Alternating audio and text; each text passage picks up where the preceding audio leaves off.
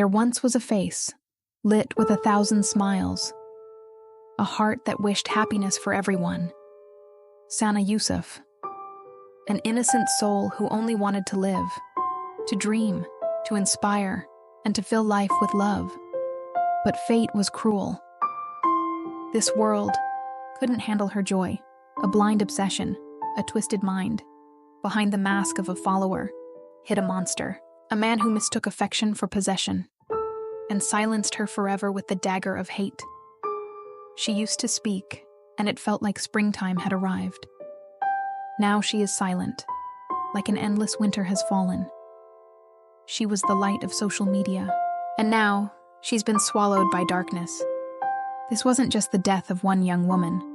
It was the death of a sister, a daughter, a friend to many, and a voice for those who dared to live freely.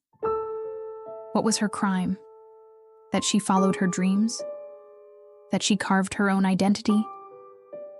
Is a woman's freedom still such a threat to male ego? Today, every mother is afraid.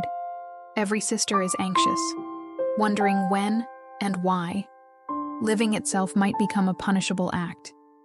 We saw a butterfly take flight, and someone ripped off its wings.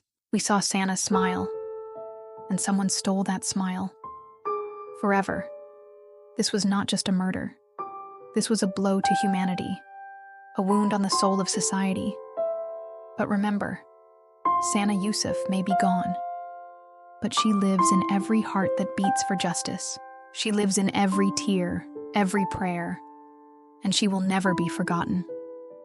You are gone, Sana, but never lost. You will be remembered, always.